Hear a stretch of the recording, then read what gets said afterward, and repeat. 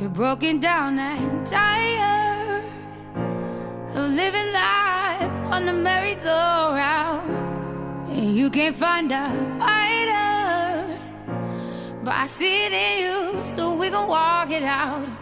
Move mountains, we gon' walk it out and move mountains.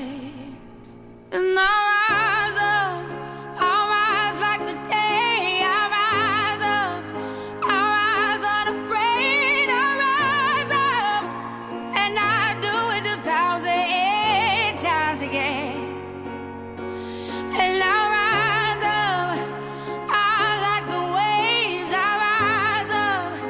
Good afternoon, and welcome to another edition of the Rankin, Mon Valley, Pittsburgh section of the National Council of Negro Women. My name is Delores Dupree, section president, and joining me are Lorraine Penn, section parliamentarian, and Madalyn Turner-Dickerson, section historian. We thank all of you who have participated in our programs in the past, and we hope that you will join us again today and call 412-231-2288, and the number should remain on the screen. We will discuss our upcoming meet and greet tea and talk a little about our section also. This program relates to two of our national mandates, which are to disseminate information about issues affecting African American women and their families, as well as sponsoring events which build on the strengths and traditional values. Before we go into our meet and greet, we want to remind some of our viewers and inform others that the mission of the National Council of Negro Women is to lead, empower, and advocate for women of African descent, their families, and communities. Our section was inspired by Dorothy I. Height, who grew up in Rankin, PA, and was the national president for over 40 years. We were chartered in 2012. At our 2018 National Convention, a new president was installed, Dr. Jonetta B. Cole. She is also an amazing woman, being an anthropologist, an educator, a museum director, and the first female African-American president of Spelman College. Our first clip shows Dr. Cole discussing the founder of NCNW, Dr. Mary McLeod Bethune, and Dr. Dorothy I. Height. Please show that clip.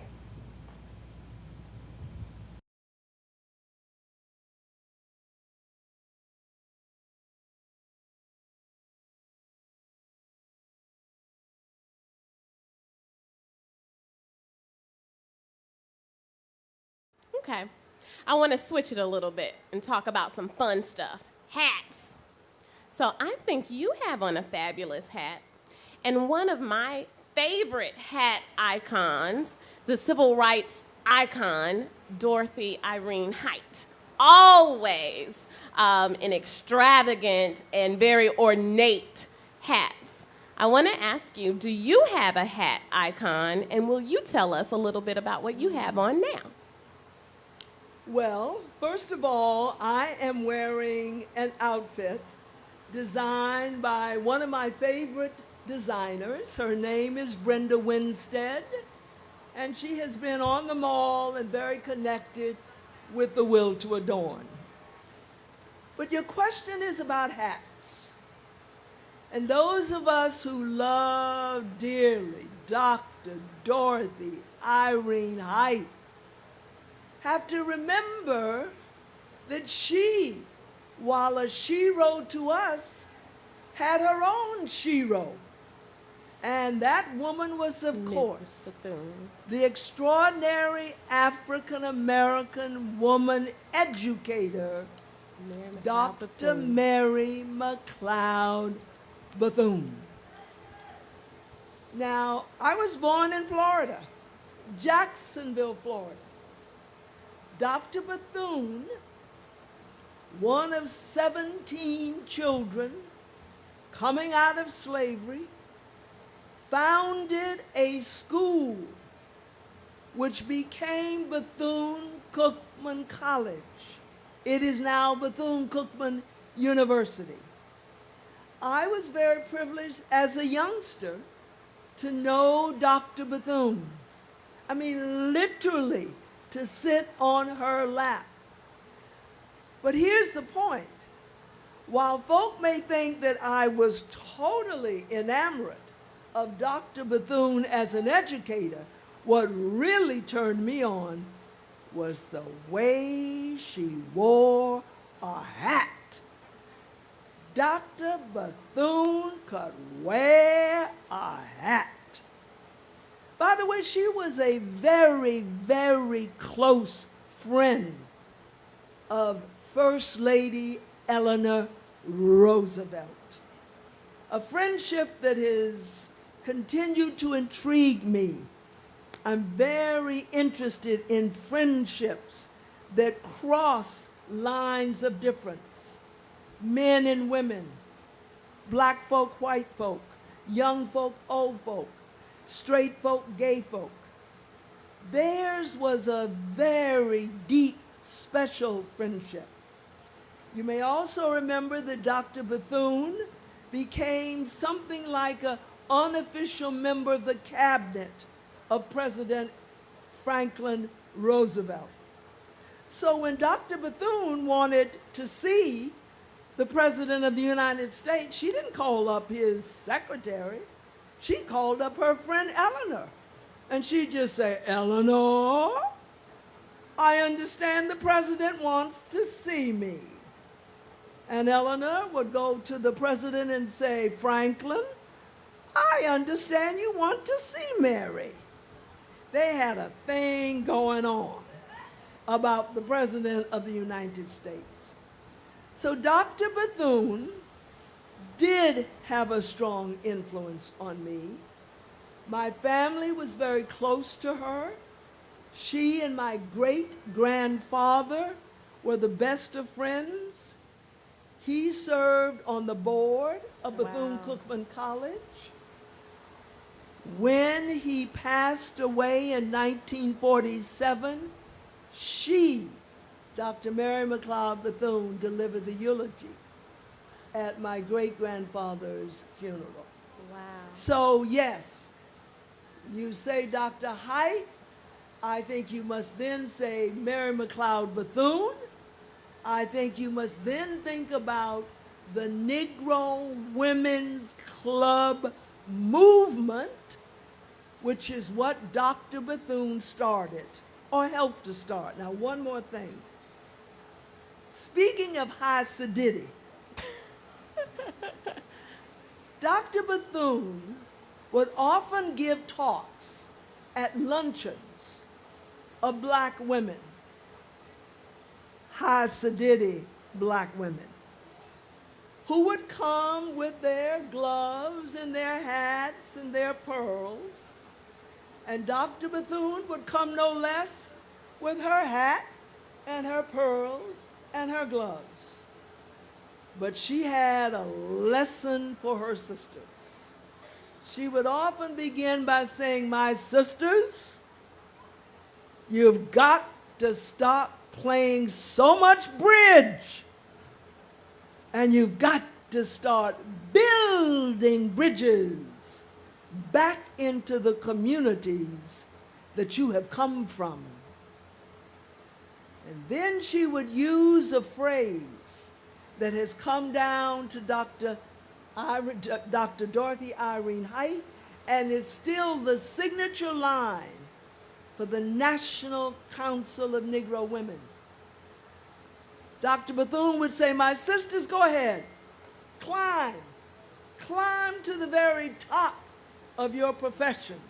You have every right to be on top, but you must remember to lift others as you climb." And so Dr. Bethune was not only a great educator, she not only gave willingly, generously of herself to her community and to her nation, she believed in service as being at the core of leadership, at the core of living a good life. Awesome, awesome, awesome. Thank you so much for that.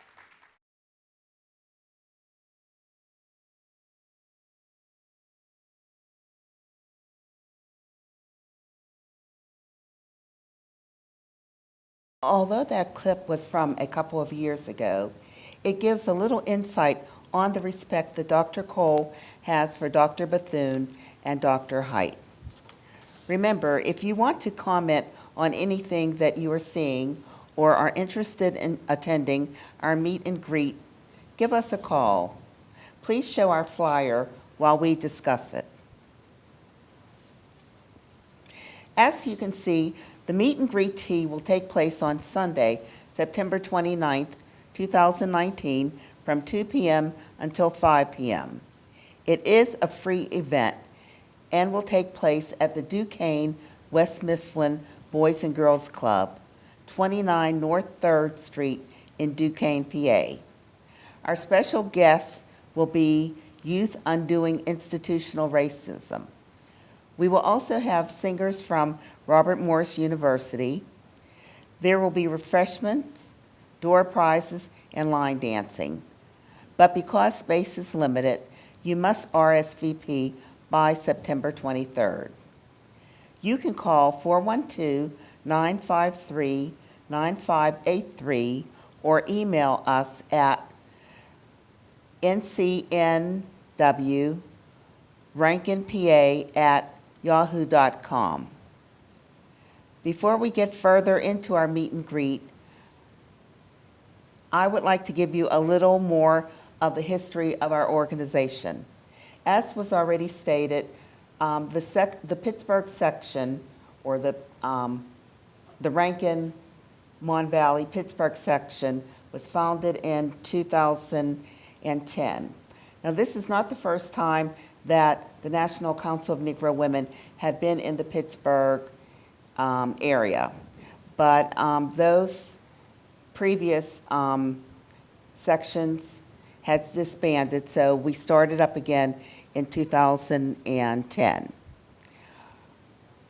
The National Council of Negro Women was founded by Dr. Bethune in 1935, and she was the president of the organization from 1935 to 1949. Following her presidency, there were two presidents before Dr. Height took over as the president in 1958, and she served in that position for 40 years, retiring from the presidency in 1997. After which, for about 13 years, there wasn't a president of the National Council of Negro Women until 2012, and now we have Dr. Cole as the president, and she began her presidency in 2018.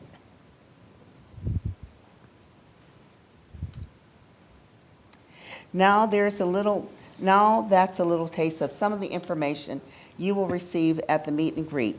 We have some more fun activities lined up for you too.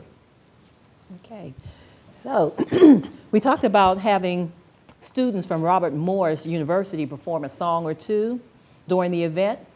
So those singing will be Bryce Chisholm, Savannah Francois, and Jay Aluwahe. Now, our section participated in the installation of Robert Morris University, the collegiate section, and some of our members actually pinned the students, the charter members, with a Dorothy I. Height pin. So we're going to show you some of the pictures of that ceremony. Now, this first picture, we see the president of Robert Morris University standing beside State Representative Ed Gainey, and his name is Dr. Christopher Howard. And he was extremely helpful in that ceremony. And Ed Gainey has always been a strong supporter of our section. And Mr. Howard, the president, spared no expenses in making sure that the ceremony was top-notch. Also in that picture is the National Membership Chair, Mrs. Diane Larche, our state president, Ms. Sharon Jones, and we also have the section advisor in that picture, Ms. Kishma Castro Salas. Now, before we show the rest of the pictures, we do have a call waiting. So, caller, can you say your name and where you're calling from? Yeah, my name is Mike. I'm calling from east side of Pittsburgh. Hi, Mike. I enjoy your show, and I really enjoy what you stand for. And when you were talking about Mary Bethune, or Mary McLeod Bethune, and the education that she had acquired, and so many others like her, the Sediti, my grandparents were, I don't know if they were Sediti, but they used to hold cocktail parties, and they all wore hats, and they wore gloves, dressed very well. So did the men. The men seemed to always have on suits. But one thing that reminds me of a historical fact that's spoken of very little is that when the free people from Africa held in bondage, they're called slavery here, when they left the plantations and they moved west, they increased the IQ level of the western United States by 75%. Oh, okay. And a lot of things that came out of that was Black Wall Street or Tulsa, Oklahoma. And I'm sure there are other ones, but that's the one that sticks out the most in my mind. Right. And it didn't come to its demise until there was a plot to destroy anything that people back in African descent had created, just like Harlem. They went up there and destroyed Harlem, and also Rosewood in Florida. And one of the questions I have, I see the picture with Gainey and another young man there, but men, are men permitted to join the Negro Council, or what is their participation? What can their participation be? Yes, they can be associate members, so they can join, and if they're an associate member, they can come to the meetings, and they can also vote. So they can come and they can join as associate members. If you're interested, are you still on? Oh, okay. Well, thank you so much for your call. Thank you. So we appreciate that. Yes. So we can go on back to the pictures. And this is the pictures of the installation of the Robert Morris Collegiate section. And that's a picture of me and President Howard. And he was extremely personable. So he took pictures all around. The next picture shows him with Signora Watson, our section membership chair, Deneen Hood, who went to the Pennsylvania Leadership Conference with about 4 others from our section, and we'll talk about that a little bit later, and Schnell Simmons, who is our political chair. And the next 2 pictures are pictures of the collegiates who were pinned that day. And you can see slightly the pin of Dr. Dorothy I. Height, and each one of them received the pin. And if you noticed on President Howard, he had the pin also.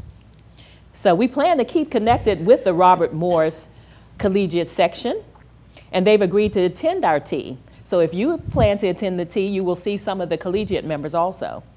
And actually, some of their members will perform.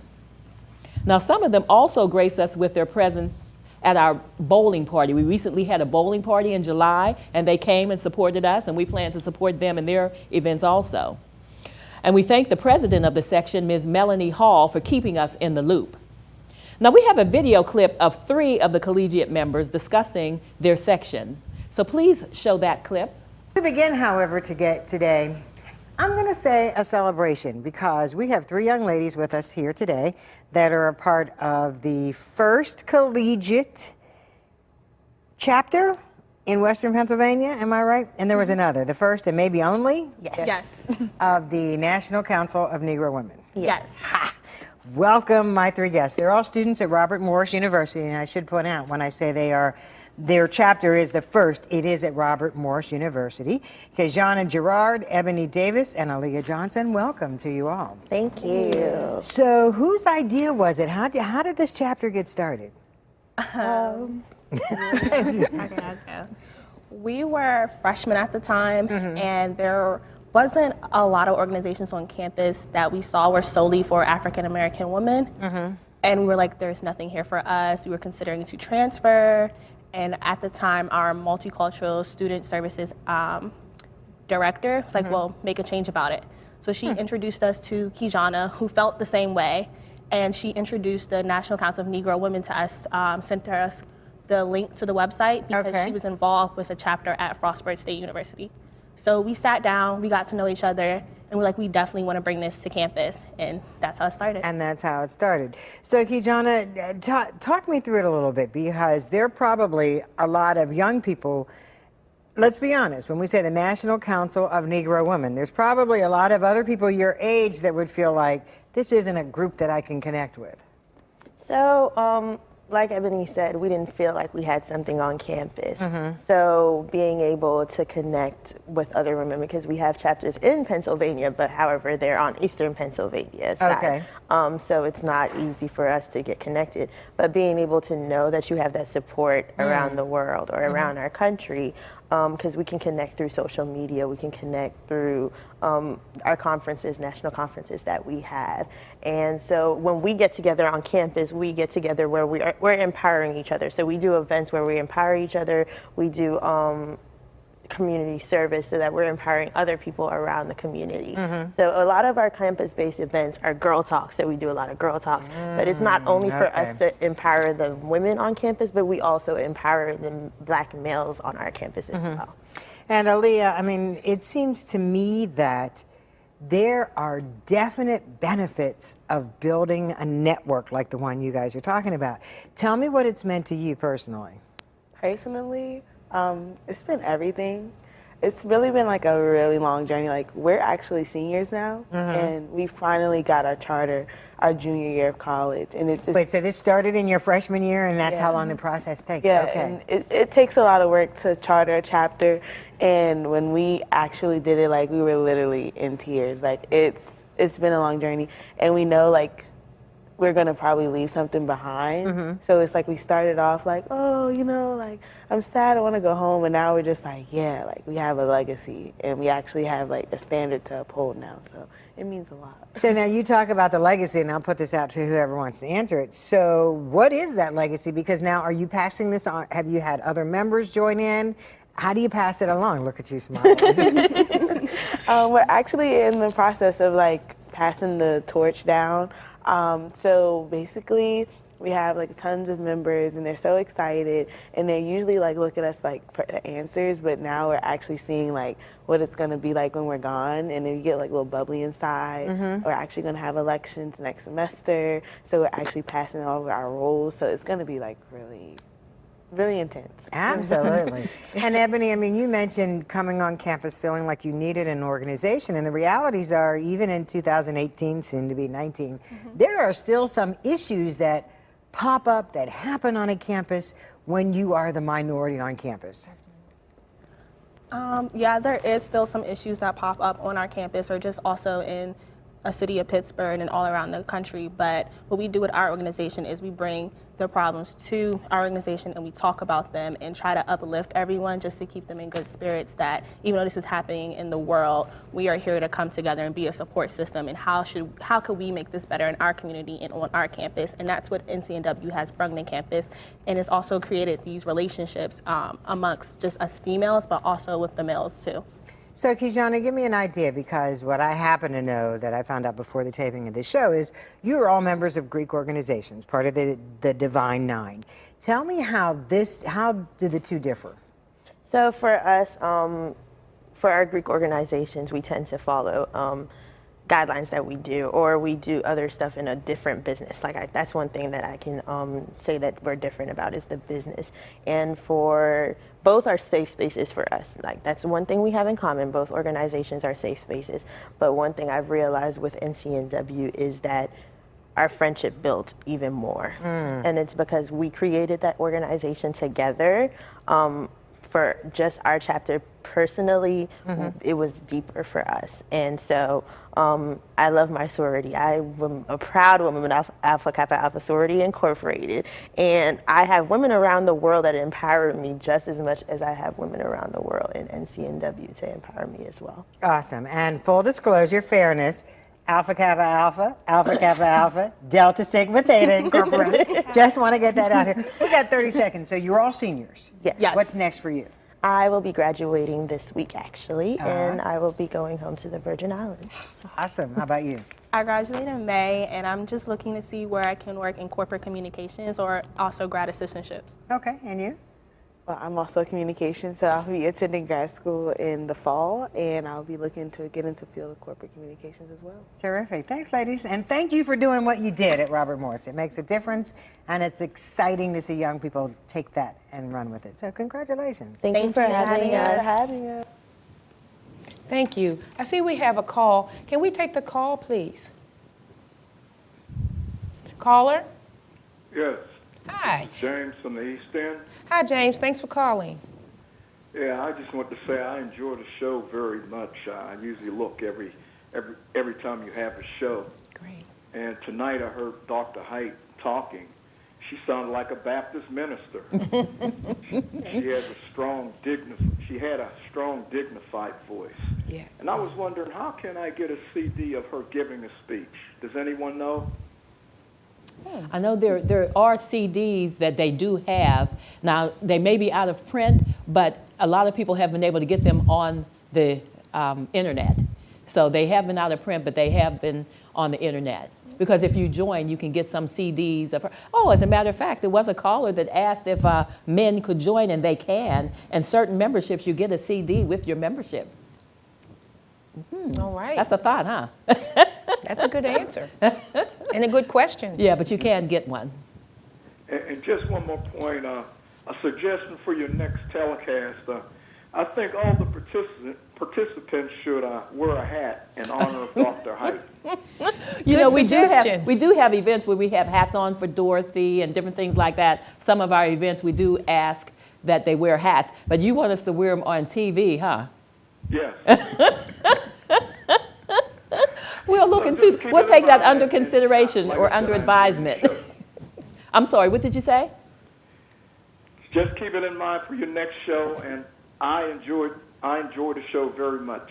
Thank you very much for calling. Thank you. I thank the caller for calling. That video clip shows the energy and excitement of the young members. We hope to attract more young people to the organization. Our special guest, Youth Undoing Institutional Racism. Our section, third vice president and national board member, Ariana Brazier, is part of the group and was able to secure some of the members to attend. They are Ariel Barlow, Cariston Clay, Vincent Folks, and Amanda Gross. They will give us a brief overview of their organization.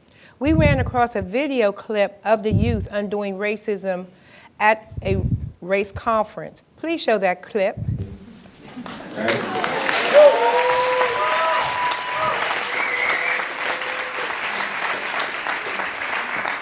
I wanted to share a story of something that happened actually last night to me. I walked into the store, a store that sells lots of goods in bulk. I was walking through the aisles with my guitar case on my back. I love cooking, so I was looking at all the things I might be able to use. Tend to stay away from processed food, so I wasn't really finding what I was looking for. I ran into someone that worked there, and he looks at me and he says, "Hi, how are you doing this evening?" And I say, "I'm doing well."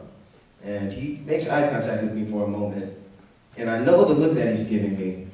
It's the look that says, "Are you going to take something from our store today?" And so I play it cool. I mean, I'm pretty used to it by now. You know, I've lived in America my whole life. And so I find nothing. So I walk out the store with nothing in my hands except for my guitar case. As I walk out the store, I turn around, I'm walking, and I hear, "Excuse me, young man," loud, real loud. Stop, close my eyes, smile.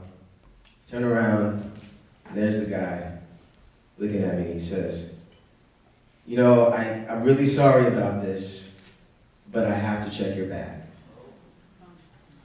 So I'm standing there, smiling, looking at him, take off my bag, and I say, "Okay, I understand." And so he's walking up to me, and I look at his face, and I see this look of guilt, like just pure guilt on his face. And he's walking up to me, and he stops at my bag and says, "You know, I'm really sorry about this. You know, it's You know, you're walking through the store, you know, you have a bag on your back, you know, I don't know what's in the bag, I don't know you. I'm like, yeah, I understand. You know, because, you know, not a lot of people walk through the store with bags, you know. But I take it off, and he says, you know, you don't have to open it, I just want to pat it down. I want to pat it down. And it's a guitar case, you know, there's going to be a guitar in there, right? So he puts his fingers on the end, and he goes, you know what? Forget it. You know, he puts his hand on my shoulder, and he says, you just have a nice evening, okay? And in that moment, I realized exactly where we are. In that moment, I realized exactly where we are. I knew what he was thinking. He says, am I doing this because this young man is not white? And in my mind, I'm saying, is he doing this because I'm not white? And so we're at this moment where we're actually connecting on a human level, looking at each other eye to eye, knowing that there is so much history behind us. There is so much subconsciously that neither of us had control over. It was our ancestors that put us here. And so now we're just looking at each other like, where do we go? Where do we go from here? What's the next step? What questions need to be asked? And so I thought about this position. I thought about some of the aspects of this position, the elements of what makes this what it is. And the first one I thought about was guilt. Because I felt guilty too. You know, I tried to make excuses. I'm like, oh, well, it's a bag. You know, the store's almost closing. But that's not enough. There's a reason why we were feeling the way that we were feeling. There's a reason why we met that moment and had those feelings. And his guilt was unnecessary too. There's absolutely no reason to let guilt get in the way. I think we're past guilt. I think we need to take it to the next step. Now it's time to have the discussion. It's time to hold people accountable for the feelings that they have and the things that they do. So, I'm pretty sure a lot of you have heard a lot of the things that we talked about on the panel today. The pipeline from schools to prisons. We talked about all these different things that happen in our society today. But the real question is, who is willing to go to the mouth of the river that the babies come down?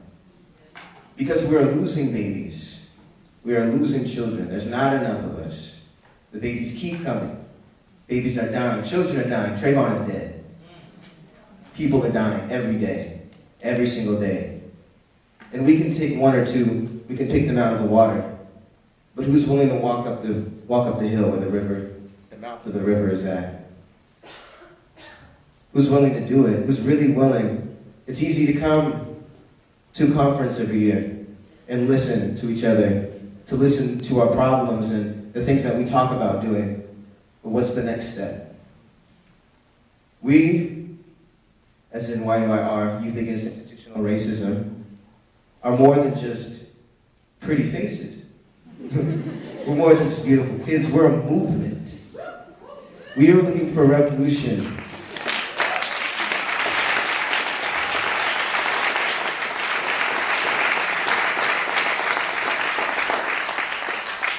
So we want to challenge you today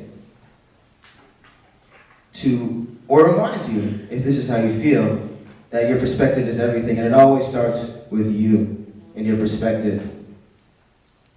You change your perspective, you change the way you look at the world, you manifest that difference all from your perspective, your heart. You take the time to learn. Because when you change the way you look at things, the things you look at change. So it's time to make that change. It's time to work together. It's time to have those conversations. It's time to make that move, to organize. The time is now. It's now. Thank you. We're going to have a little bit of time. How much time do we have left, Rick? 2 minutes? 2 minutes?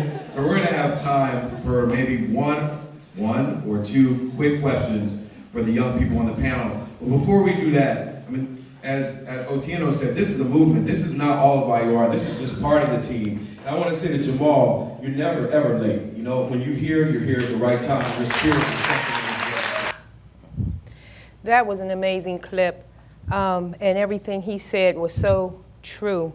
We have to think better so we can do better, and especially most of white America.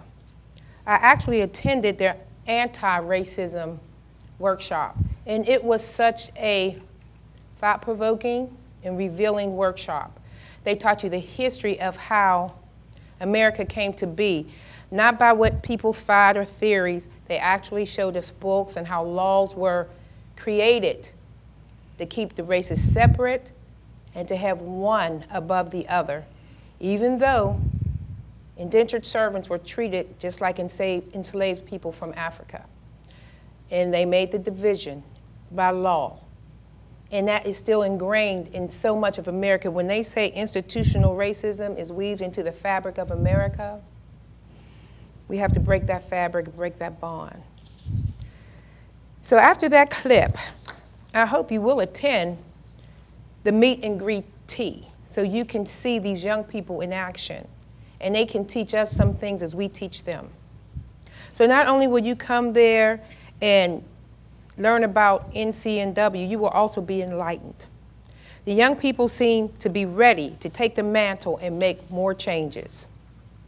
We held our first leadership conference at Cheyney University on August 17th. At the tea, 4 of the participants will give us some of their takeaways from that conference. Please show the pictures. The first picture shows those of our section who traveled from Pittsburgh the day before the event. They helped the state president set up the room. Notice they were all sporting our t-shirts, and Cheryl had one of the swag bags each participant received at the conference. The next picture shows all 5 of our section members behind our table. Those in the picture are Tori Hill, Halima Hood, Deneen Hood, Cheryl Coprich, and Elena Gibbs Humphreys, who is our Philadelphia member who designed our state pins. As you can see, the colors of the day were purple and white. The next picture shows all 5 of the section standing in front of what some of us found out was called a step and repeat. The last picture shows the entire group who attended the conference. The 2 young photographers did a great job in capturing the event. We hope to receive more of the pictures soon. Now, Delores will give you a few highlights our state president sent of the conference. Okay, the first Pennsylvania State Coalition meeting leadership training was held at Cheyney University, and that's the first historically black degree granting institution in the United States, which was founded in 1837.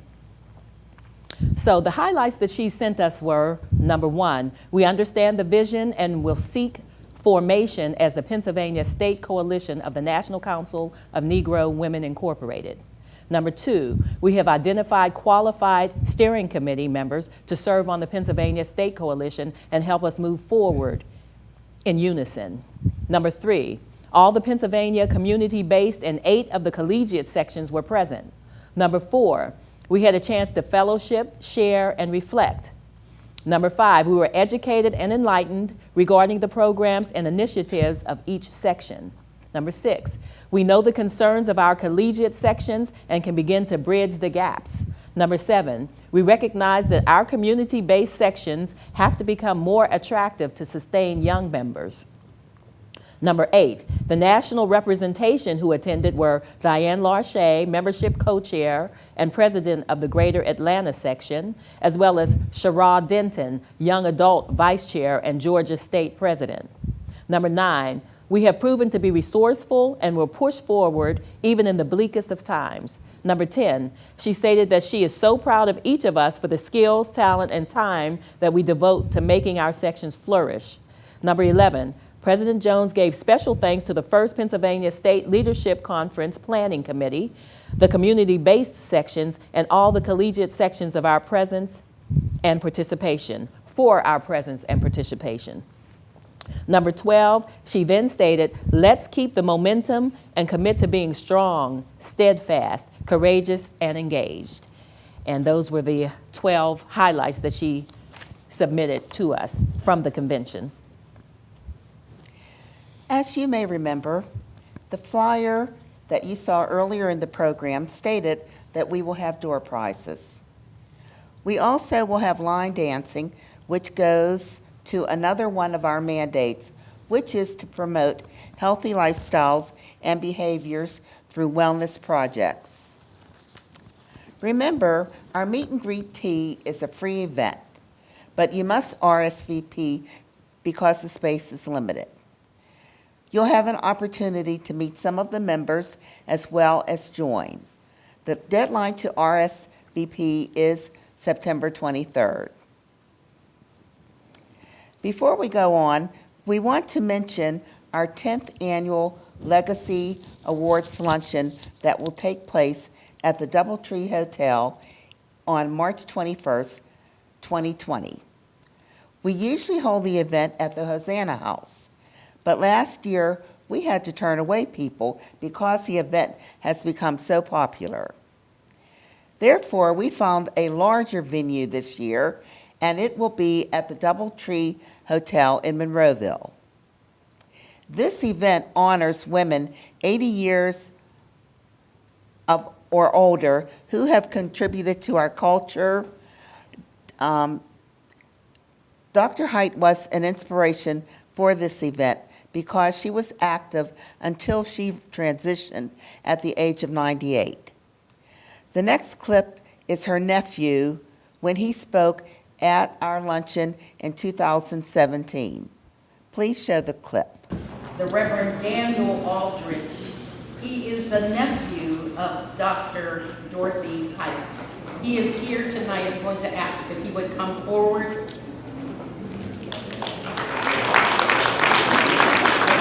He is a former executive director for narcotics addiction coordinating organization. He has devoted much of his life to promoting human rights and working to end male violence against women and girls. He's nationally known as a jazz minister, having promoted jazz music in churches for more than 40 years. Currently, he is the manager of the Undistributed Trust, Smiling Faces, and the chair of the Greater Woodward Community Development Corporation. He was also the editor of the Aldridge Guide for Historical Black Colleges, among other works. Let's welcome him to have a few words for us tonight.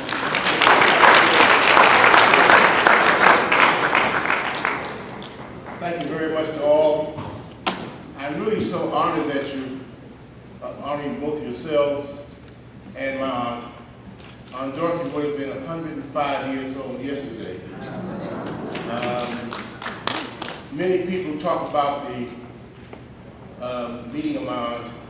I spent 68 years with her. Grew up in Harlem, right near each other.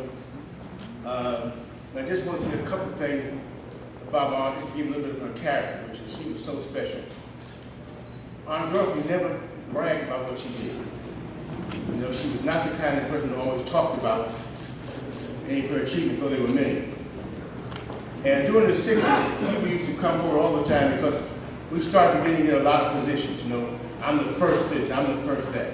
So Aunt Dorothy would always be meeting people who said, you know, I'm the first president of this, I'm the first one to head that. And she would say, well, just make sure you make the last. So she didn't have her sense in the things she believed in. A lot of this comes from her mother, my grandmother. The family moved to Rankin in 1916.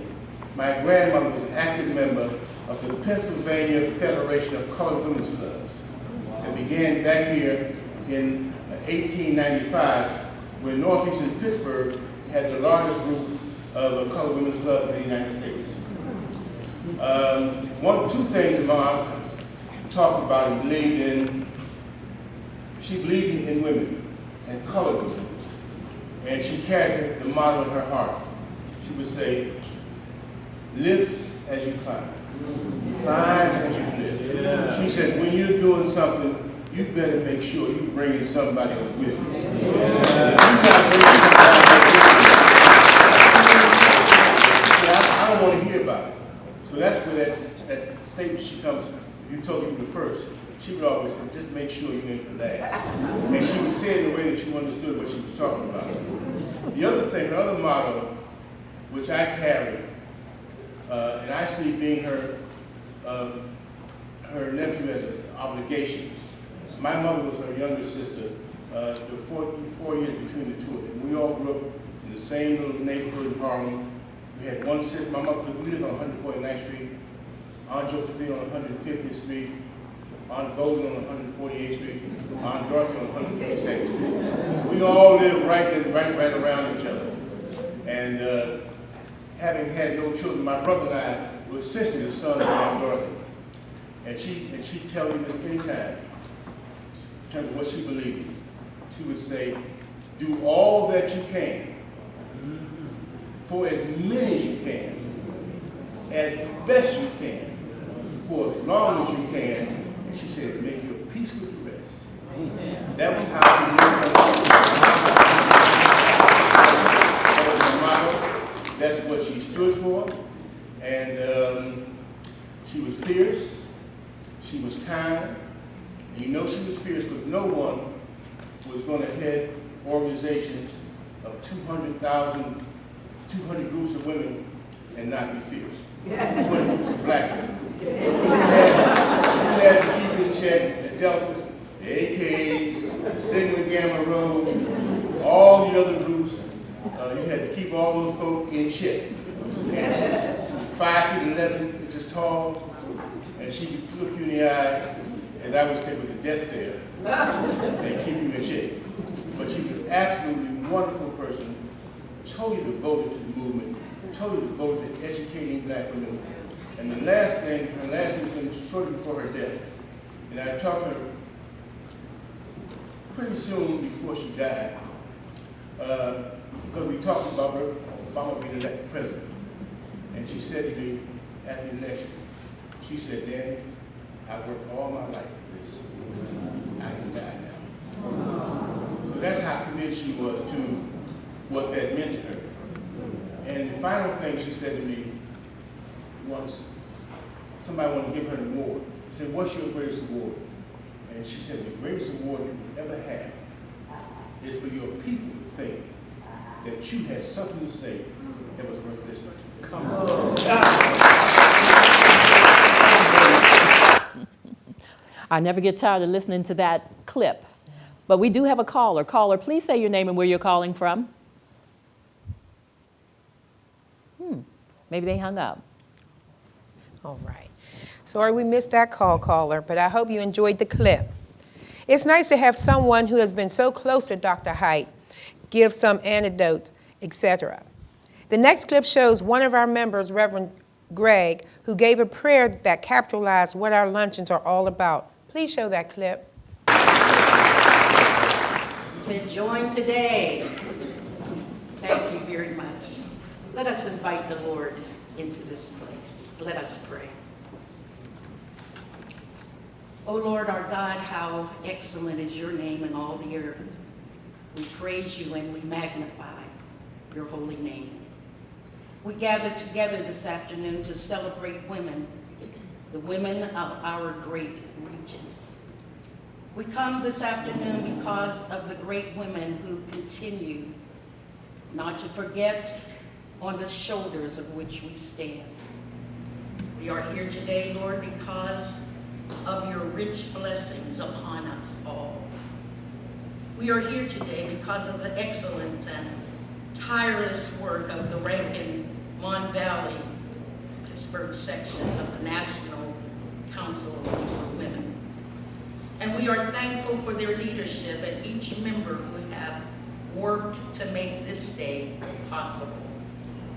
And so we come with women from all over this great city of ours and beyond.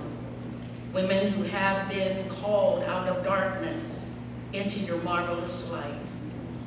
Women who are committed to the advancing of opportunities for each and every woman. Women who have made international steps toward improving the quality of life in the neighborhoods and the communities in which we live, we work, and yes, we play. We are here today with women who truly have and are still making a difference. Women who understand that we are indeed our brothers and our sisters' keepers. So we thank you, Lord, for the women who lead by example. We thank you, Lord, for the women who don't have a clear roadmap at one time that would lead them, but you never left them. We thank you for being their compass and their guide. It was you, Lord, who gave them the direction, the encouragement, the boldness to keep on keeping on. And for them, we do say thank you. We thank you for empowering us to do your great work and giving us the help and the strength to move on through our stumbling blocks along the way. We thank you for the shattering of many glass ceilings, but God, we know we still have a long way to go. We thank you for the trailblazers of yesterday and those who are still blazing trails for us today. Bless our honorees, bless their families. We thank you for their being our role models.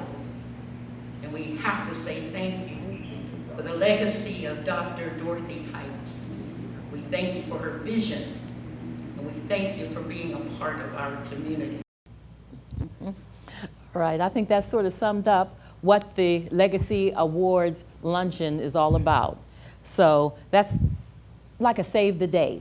It's going to be March 21st, 2020 at the Doubletree, and it's our 10th anniversary of celebrating these women who are 80 years of age or older who have contributed to the community. So we hope to see you there, and we also hope to see you at the tea. Can we show that clip, that flyer one more time of our meet and greet tea? Now the meet and greet tea will be happening in September the 29th. So we hope to see everybody there. There's the flyer. If you see those flyers laying around anywhere, you know that that is for our meet and greet tea. And in that event, you can meet some of our members, you can join, and you can have a good program also. We're going to have the Youth Undoing Institutional Racism. We're going to have the Robert Morris Collegiate section, and we're going to have friends and family. So please do come on September the 29th, and you can call 412-953-9583, and there's limited space. We already have over half filled, so call if you really want to come. Now, are there any closing remarks before we close out? I think you will enjoy the tea. I hope you do come out so you can see more of the different activities that the National Council of Negro Women participate in and help the community and other women. So please come on out and join us. And think about becoming a member. Thank you. Okay.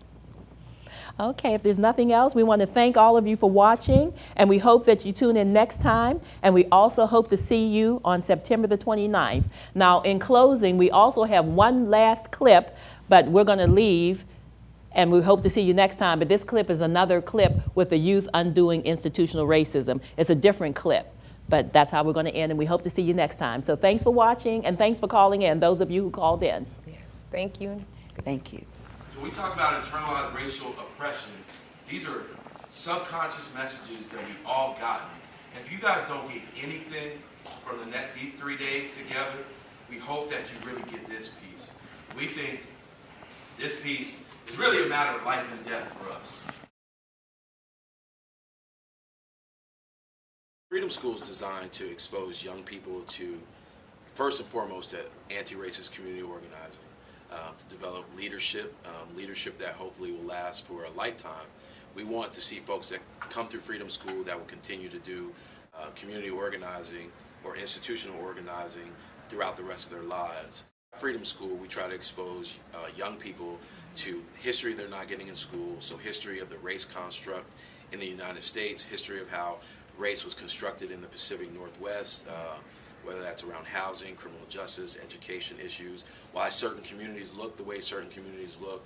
We look at poverty and how poverty has been institutionalized within the United States, and we look at how racism has served as a divide to keep people of color, working class white people separated from each other. To give everyone an equal opportunity. We should be able to mingle with each other and not have to worry about being judged by the color of skin. I think it's a disease that makes us all less human. It just divides people. It shouldn't be a matter of fact living through having to be divided because of the color of your skin. Like, we're all humans, like people said, and we should all work together as one community. People from other countries hear all these great stories about how America is so great and how people are treated evenly. But as we learned today, nobody's treated evenly unless we just stop the racism and recognize what America is really turning into. It's just a big, ridiculous issue because we're all humans. We're all the same. We all have a brain, a heart, and everything. It's just our skin. At first I thought it was fair. I thought it was kind of fair, but then like I learned about the how people were being put in isolation while they're in jail, and like some people have been in isolation for years, decades. They're by themselves, locked up. Like some of them are like have to stay in the darkness for like 24 hours a day. They're lonely and like it can make them go crazy and stuff. I learned about that. I like never thought about that before. Hi guys, I think we're getting started. I learned how about those injustices and just fighting those things. My name is John Page, and I work for the Defender Association. I work in a racial disparity project to expose young people to an analysis around race and around class, around culture, and around history was deeply profound and deeply impacting for me.